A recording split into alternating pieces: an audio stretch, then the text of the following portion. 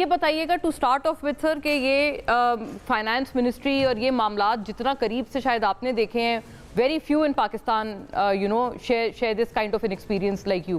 یہ فرمائیے گا، اب یہ آئی ایم ایف ٹیم یہاں بیٹھی ہوئی ہے، ایز وی اسپیک مذاکرات چل رہے ہیں، ہمارے جو حقائق ہیں بٹر ہی صحیح لیکن حقائق کیا ہیں اور ان کے ہوتے ہوئے کیا مل سکتا ہے ہمیں؟ دیکھیے، پاکستان کے حقائق یہ ہیں کہ ہم کو قرض لینے کے لیے، قرض کے سود دینے کے لیے نیا قرض لینا پڑتا ہے. حقائق یہ ہیں کہ ہماری جو آمدن ہے وہ 9% آف جی ڈی پی ہے اور ہمارے اخراجات 17% آف جی ڈی پی ہیں.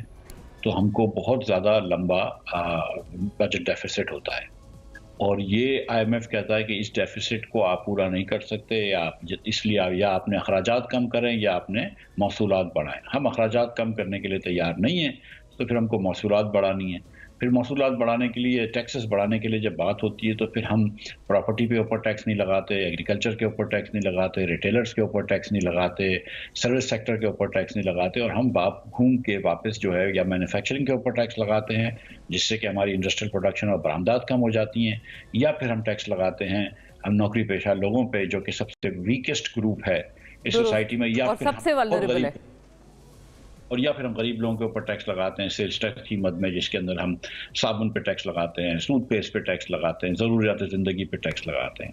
تو پاکستان کو ایز اے قوم ایک فیصلہ کرنا ہوگا کہ ہم جو ہے وہ ٹیکس کے اندر ہاریزونٹل ایکویٹی لے کر آئیں گے. ہاریزونٹل ایکویٹی سے مراد یہ کہ اگر سب لوگوں کی، جن 2 لوگوں کی اگر آمدن برابر ہے تو ہم کسی کو مقدس آمدن نہیں ٹھہرائیں گے کہ بھائی تم ٹیکس مت دو، حالانکہ تمہاری آمدن کافی ہے، لیکن کسی اور سے ہم ٹیکس لے لیں گے کہ تم نوکری پیشہ ہو اس لیے تم ٹیکس دے دو. اور ایک ورٹیکل ایکویٹی بھی ہونی چاہیے کہ امیر لوگ زیادہ ٹیکس دیں اور غریب لوگ کم دیں. یہ فیصلہ آج تک ہم نے نہیں کیا اپنے ملک میں، اس لیے ہمارا نظام جو ہے وہ ہمارے لوگوں کو رسپانسو نہیں ہے، اور ہمارے نظام کے اندر کسی کو اکنامک اپورچونٹی نہیں ہے، کسی کو معاشی بہتری کی پاسبلٹی نہیں. ویری فیئر سر. مفتاح صاحب، پرابلم یہ آ جاتی ہے کہ جو آپ نے مسائل آئیڈینٹیفائی کیے، ہمارے ملک کے تقریباً سارے جتنے نامور اکانومسٹس ہیں وہ یہی آئیڈینٹیفائی کرتے ہیں. آپ نے کوشش بہت کی یہ چیزیں امپلیمنٹ کرنے کی، آپ پرائیویٹائزیشن کو بھی آپ بہت سپورٹ کرتے رہے، سب کچھ تھا. کیا وجہ تھی؟ مطلب یہ پولیٹیکل پرابلمز ہی آپ کے آڑے آئیں نا، جس وجہ سے آپ یہ بطور وزیر خزانہ بھی ہوتے ہوئے آپ نہیں کر پائے. And when you were removed as the finance minister, تو ایسا معلوم ہوا کہ جو کریڈٹ تھا آپ کا وہ بھی آپ سے فرام ٹائم ٹو ٹائم آپ سے واپس لے لیا گیا. کیا آپ یہ جو نئی پارٹی کی بات کر رہے ہیں اس پلیٹ فارم سے کیا اشورنس ہے اس بات کی کہ something different could be done? کیونکہ وہ کہتے ہیں، کچھ لوگ یہ بھی بات کر رہے ہیں کہ سارے وہی لوگ ہیں جو کہ اقتدار میں رہ چکے ہیں، چاہے وہ آپ ہوں چاہے خاقان صاحب ہوں جو کہ پرائم منسٹر رہ چکے ہیں ملک کے. دیکھیے، گزارش یہ ہے کہ ہم یہ سمجھتے ہیں کہ آج جب کہ بنگلہ دیش آپ سے آگے نکل گیا، ہندوستان آپ سے آگے نکل گیا، نیپال کی ہیومن ڈیولپمنٹ آپ سے آگے ہو گئی، سری لنکا آپ سے آگے نکل گیا، تو ہم کو یہ بات سمجھنی چاہیے کہ ہمارا نظام حکمرانی ٹھیک نہیں ہے. ہم نے مختلف چہرے دیکھ لیے. 10 سال سے کے پی میں عمران خان صاحب کی حکومت ہے، لیکن کوئی تعلیم میں بہتری تو نہیں دیکھی ہے کے پی کے اندر، کہ تعلیم کے پی کے اندر کچھ بھی بہتر ہوئی ہو. ہم نے 20 سال سے کراچی میں یا سندھ میں، معاف کیجیے گا، سندھ میں پیپلز پارٹی کی حکومت ہے، کراچی میں نلکے میں پانی نہیں آتا ہے، تو ہم نے کوئی بہتری تو نہیں دیکھی ہے. آپ کے پاس پنجاب میں اور وفاق میں کتنے عرصے تک نون کی حکومت رہی، بہتری آئی ہے. آج پاکستانی جو ہے وہ مایوسی میں ڈوبا ہوا ہے.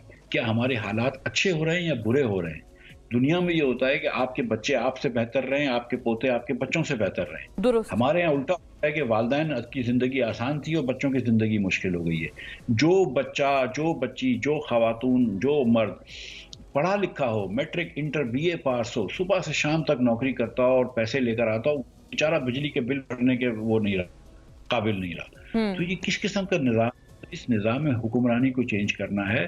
میں کسی کو برا بھلا نہیں کہتا، کوئی کسی کی نیت خراب نہیں ہوتی، لیکن یہ نظام ہی چینج کرنا پڑے گا. صرف چہرے بدلنے سے کچھ نہیں ہوگا. اور میں یہ سمجھتا ہوں کہ یہ جو اس وقت ہمارے سیاسی لیڈران ہیں، ان کو نہ ادراک ہے کہ ہم کتنی بری جگہ پھنسے ہوئے ہیں، اور ان کو نہ ادراک ہے کہ مڈل کلاس لوگوں کی اور غریب لوگوں کی زندگی کتنی مشکل ہے، عام پاکستانی کی زندگی کتنی مشکل ہے. اچھا مفتاح صاحب، ایک بات کلیئرٹی کے لیے فرمائیے گا کہ آپ جب کہتے ہیں نظام تبدیل کرنا ہوگا، یہ بہت بڑا آپ کا ایک کلیم ہے اور بہت بڑا عزم بھی ہے. کیا مراد ہے اس سے کہ نظام تبدیل کرنا ہوگا؟ آپ کیا ریویمپ کرنا چاہتے ہیں؟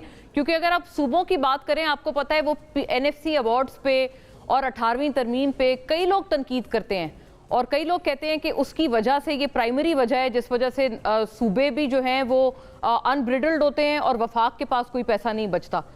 آپ جو نظام درست کرنے کی بات کر رہے ہیں وہ سیاسی طور پر کہہ رہے ہیں, کانسٹیٹیوشنلی کہہ رہے ہیں, یا معیشت اکنومکلی کہہ رہے ہیں؟ یہ جب آپ نظام کی بات کرتے ہیں تو آپ سارے پہلو دیکھتے ہیں. آپ کے لیگل ریفارمز بھی کرنے ہوں گے, آپ کو بیوروکریٹک ریفارمز بھی کرنے ہوں گے. آپ نے NFC کی بات کی تو 18ویں ترمیم میں کوئی خرابی نہیں ہے. میں تو 18ویں ترمیم کے بہت حق میں ہوں. میں تو سمجھتا ہوں کہ 18ویں ترمیم میں جو مسئلہ ہے وہ یہ کہ وہ ادھوری تھی. 18ویں ترمیم کو اپنے لاجیکل کنکلوژن پہ جانا چاہیے اور لوکل گورنمنٹس ہونی چاہیے. لیکن